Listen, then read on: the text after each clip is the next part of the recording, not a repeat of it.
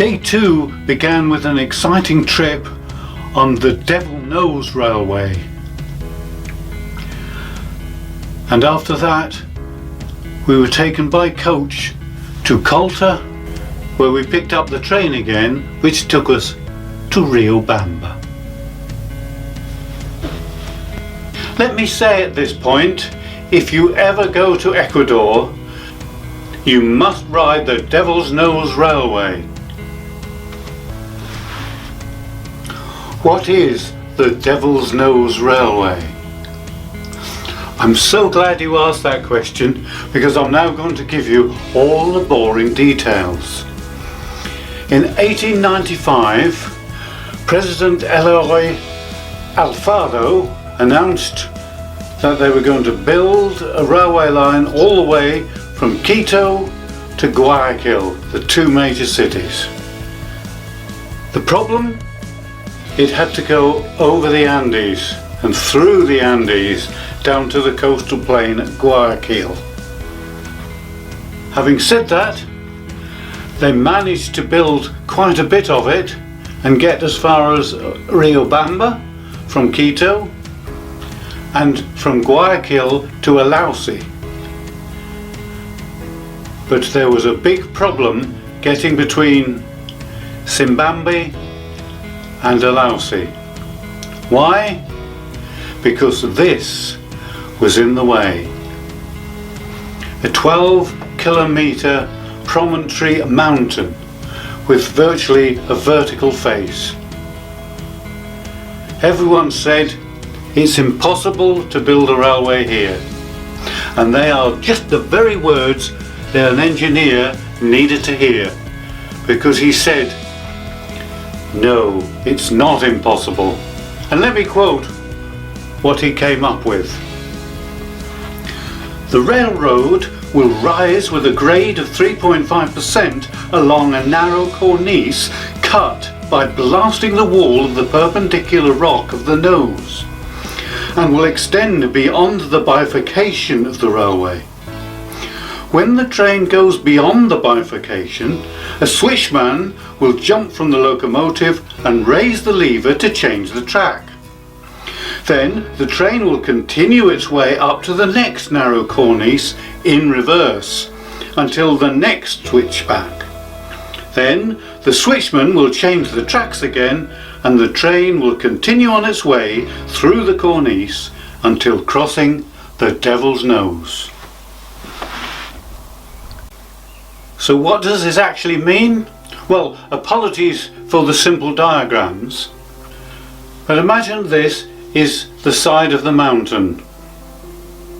So stage 1 is to blast a wall of the perpendicular rock, and therefore making a ledge that the railway can be laid on.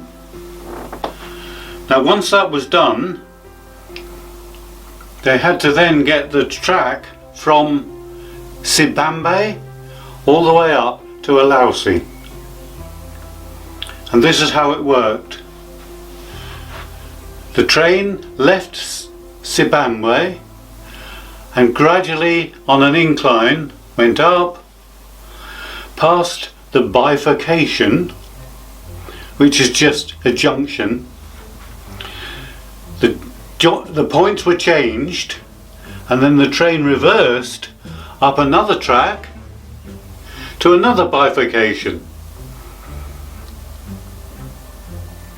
And then the points were changed again, and the train could continue along the final stretch to Alausi. Our turn to travel down the Devil's Nose, and we had our own coach, a beautiful old wood panel coach. So sit back and enjoy the ride.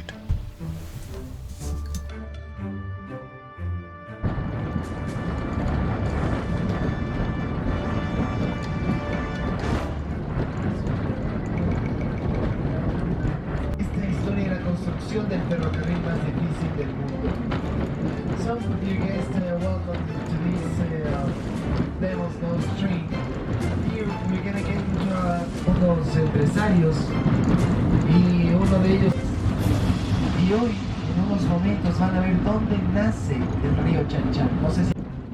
And they decided to follow River Chan Chan. And in a few moments we're going to see where Chan Chan River is born. The birth of this river.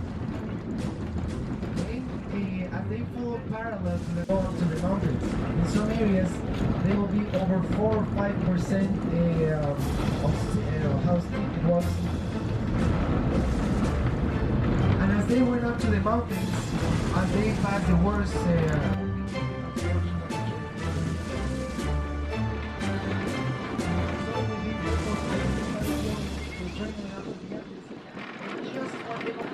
they were like, if we where two rivers meet or join, if they follow the so vertical that only one really only was a dangerous place. Imagine building a train.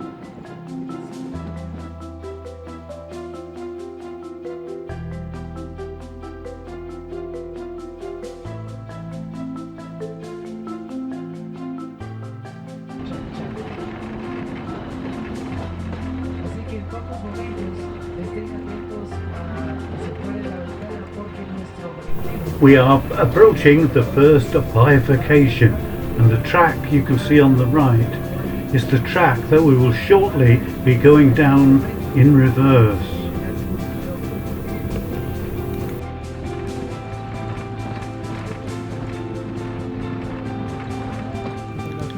We have just come down the track on the right, and we are now going to go straight down the track on the left in reverse.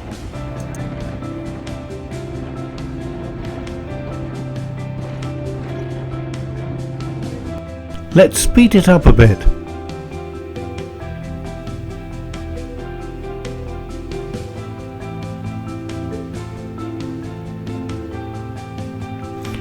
Better slow down for the bend.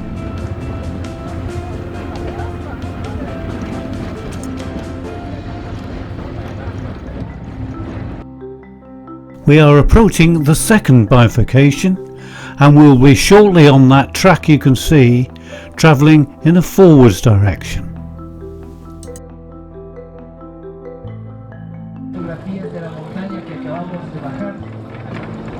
Después de esas fotografías, de unos 10 minutos de fotografía, iremos a la estación de Sibambe. The train proceeded a few hundred metres beyond Sibambe station to give us a good view of the Devil's Nose.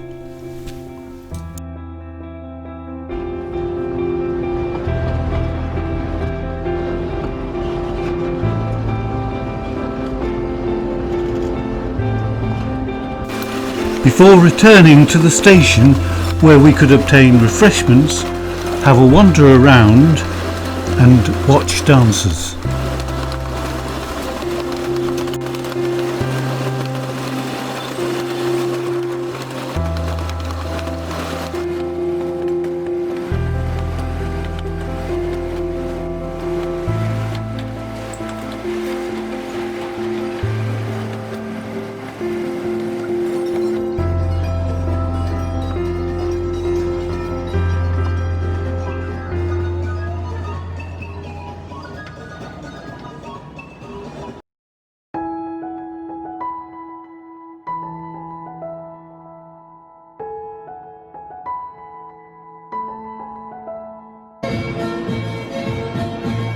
Soon the train was ready for the uphill journey to Alausi, and I decided not to take any photos, but just enjoy the scenery. We had time to look around the town of Alausi on its market day, and I walked up to the statue of San Pedro.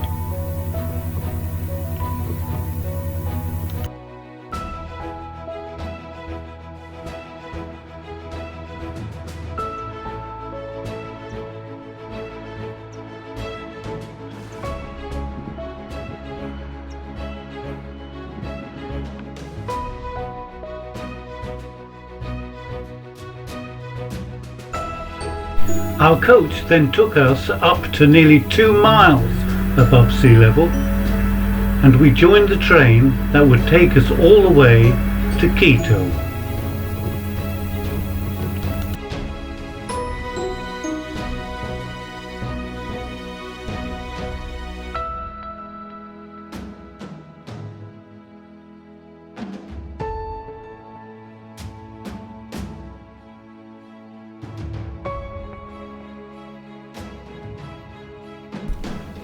Along the valley plains, the main crop is quinoa.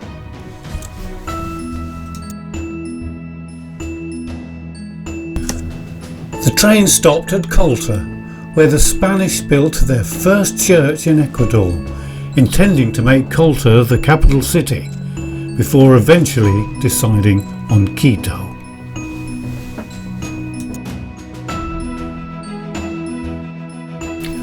After Colta came Riobamba, considered the capital of the Andes region, backed by 2 volcanoes.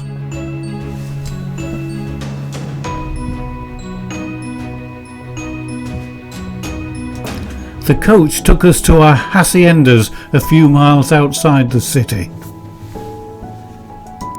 It was very ornate and full of antiques. My bedroom was huge.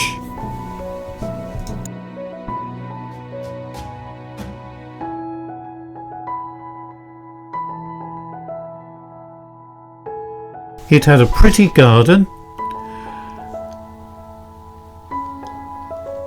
and our first view of the highest mountain in Ecuador, Chimborazo.